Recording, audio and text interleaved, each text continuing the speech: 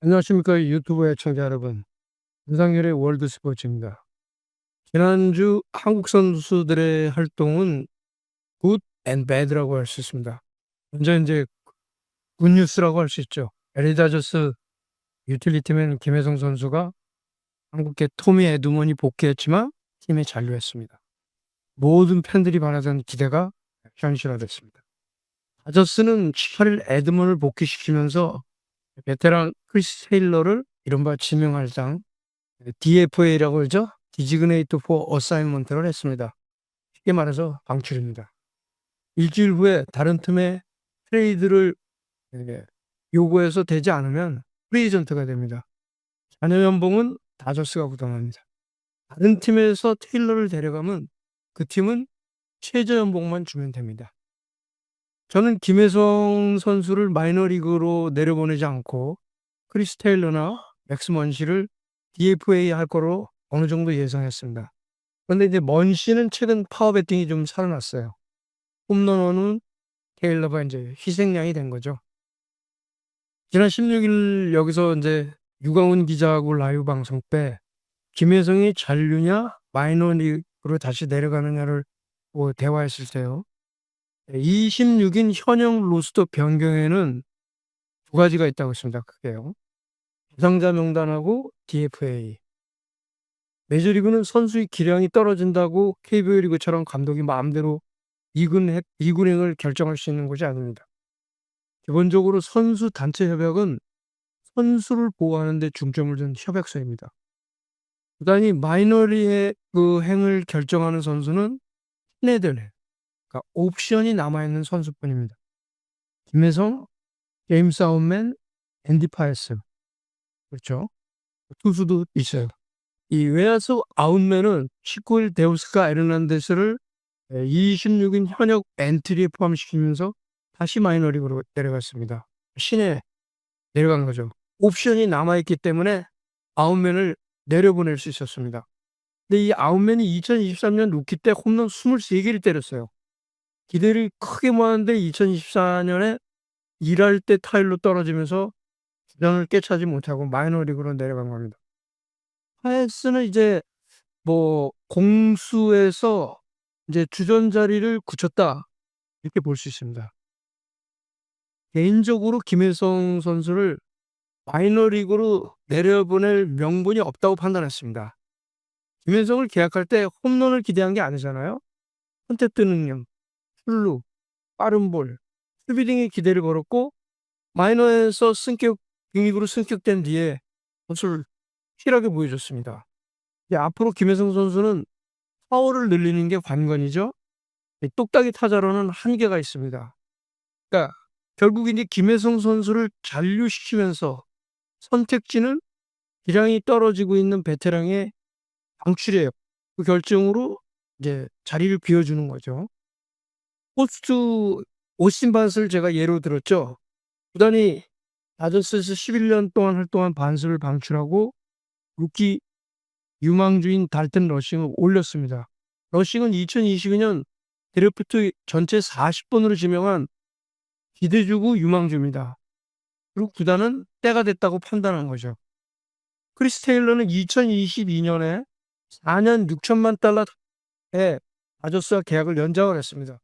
테일러가 그 2021년 세인트루이스 카디널스하고 와일드카드에서 9회 말 끝내기 투런 홈런을 때리면서 팬들이 좋아하는 선수가 됐죠.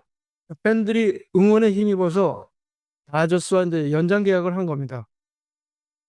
다저스는 일주일 사이에 베테랑 반스하고 테일러를 방출을 했습니다. 모두 타격 부진이 원인이죠.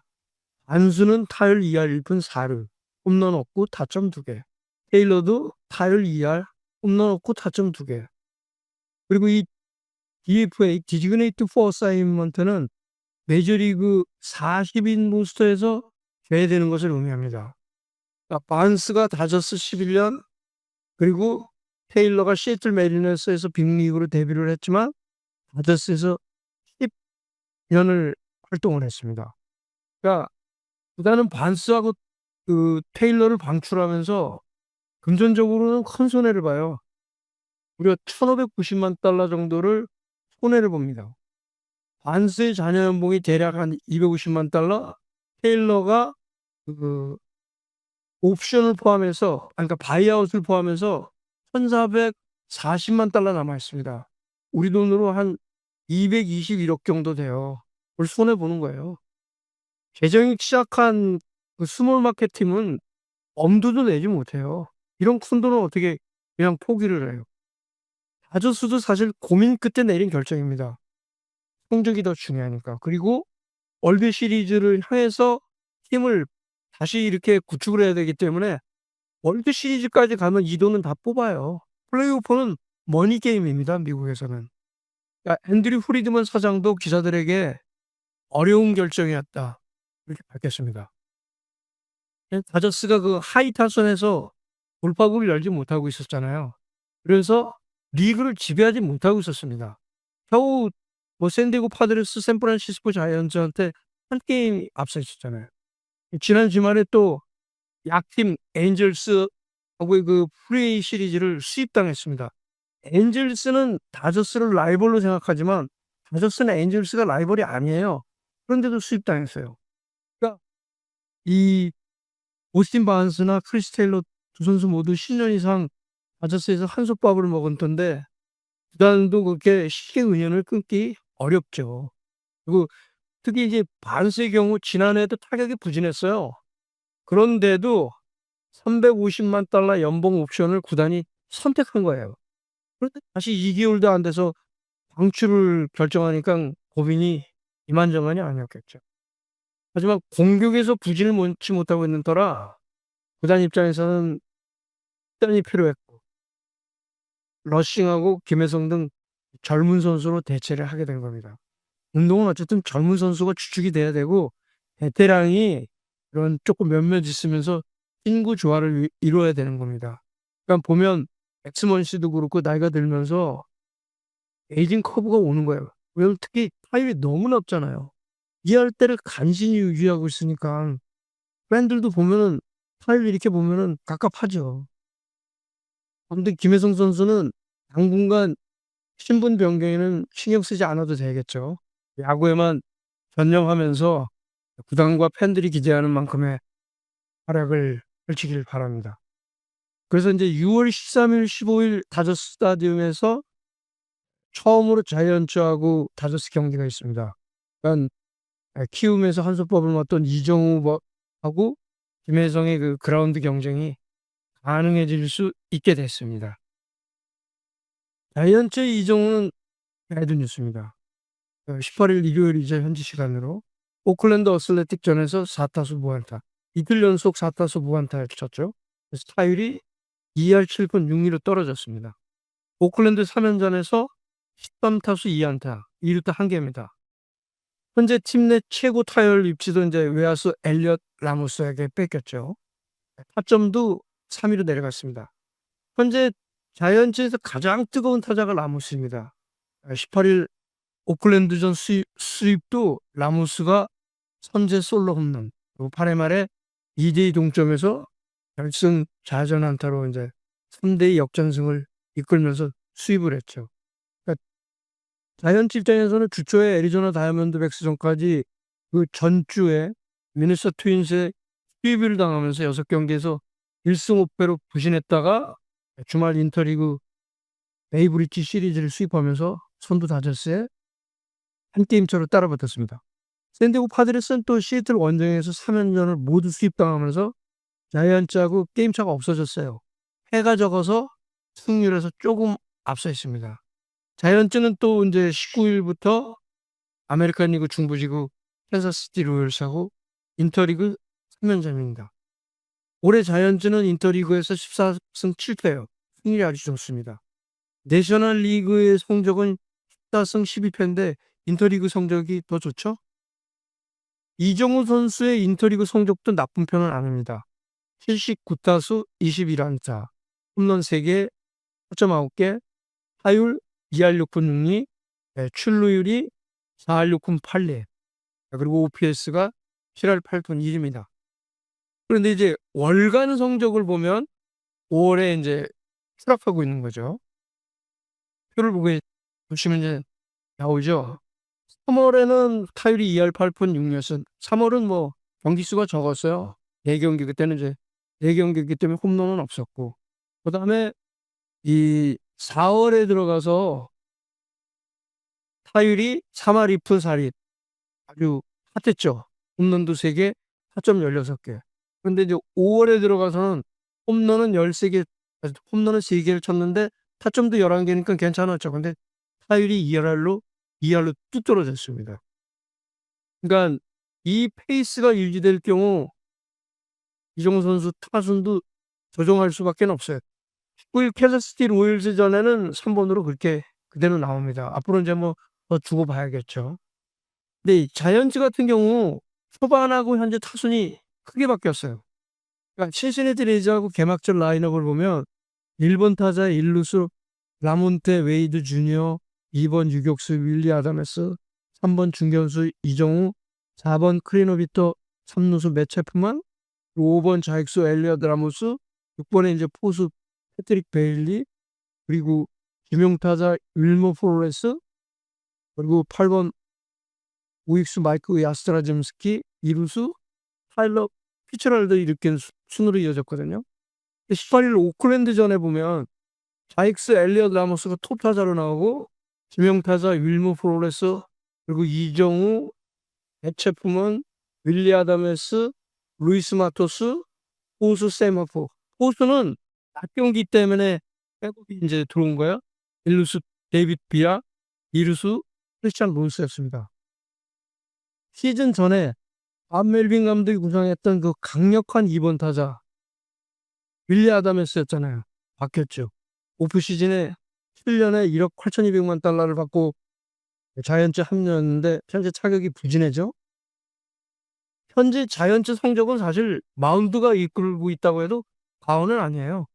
그러니까 공격에서 초반에 성적을 낼 때 이정우하고 타점맨이 윌머 플로레스가 된 거죠.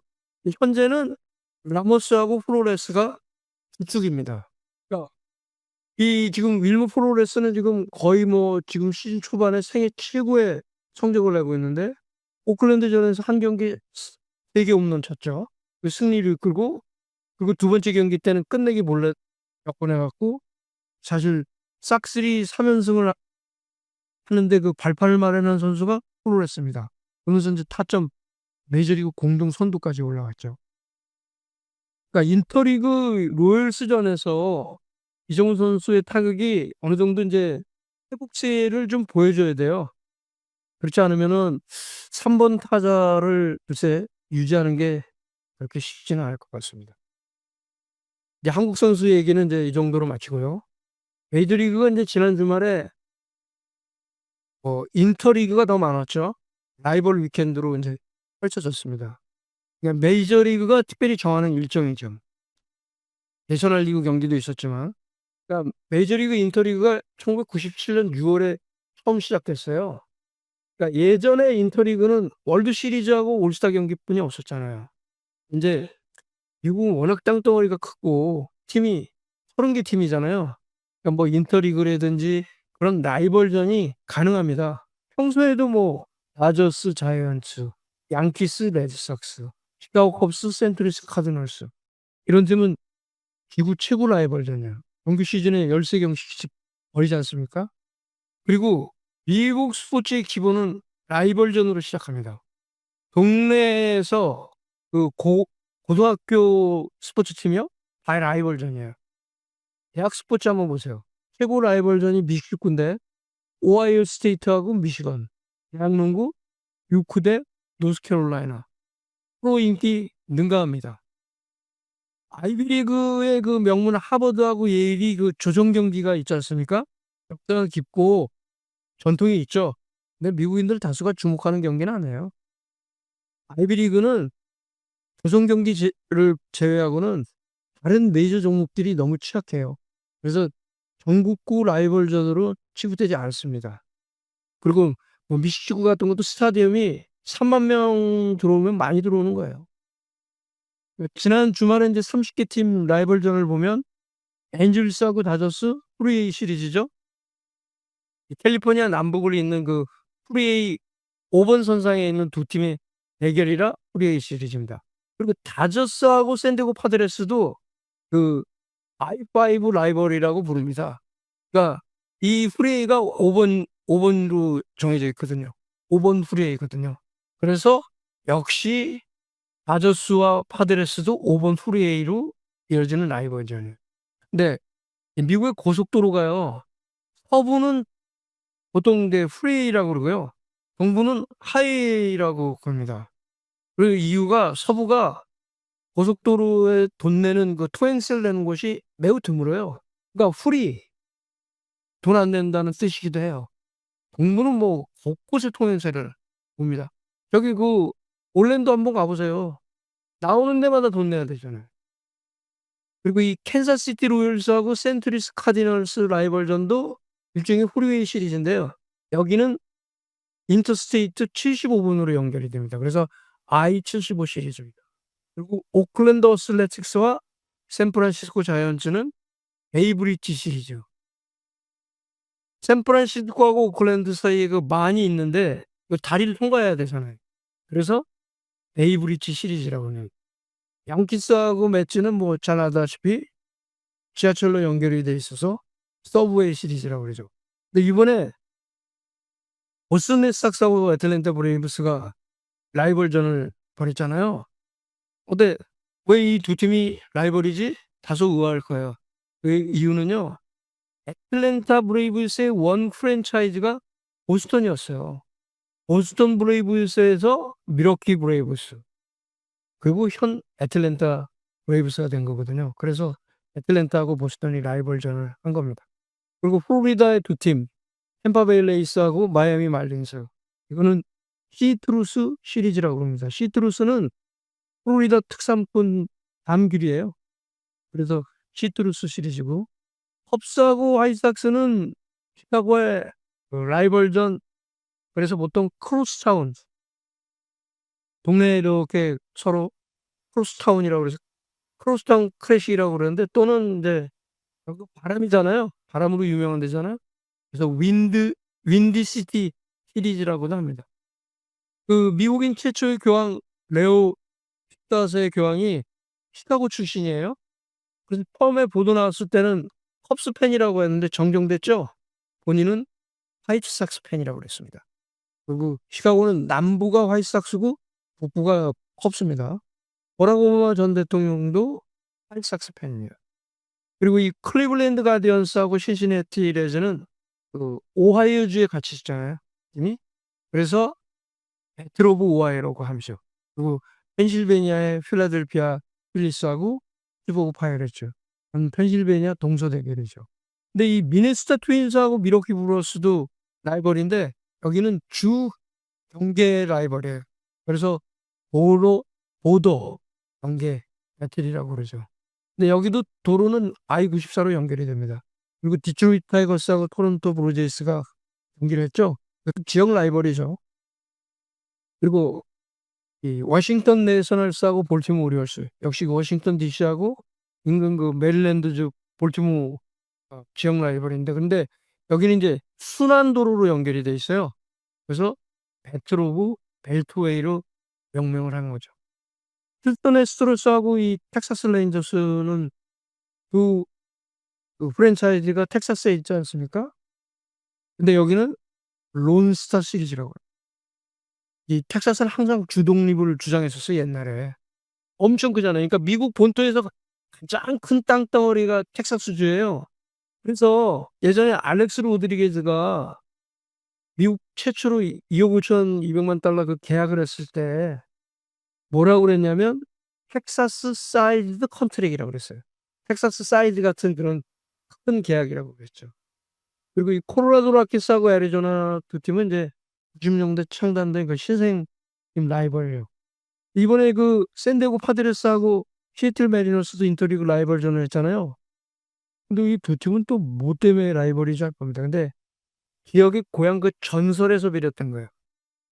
펄잼 있죠? 거기 리더 에디 베더가 청소년까지는 샌디에고 카운티에서 살다가, 그리고 시애틀에서 그룹 펄잼을 결성한 거예요. 그래서 두 인터리그 경기를 에디 베더 컵이라고 합니다. 두 팀은 그 스프링 트레이닝 때요. 애리조나 피오리 야구장 함께 사용합니다.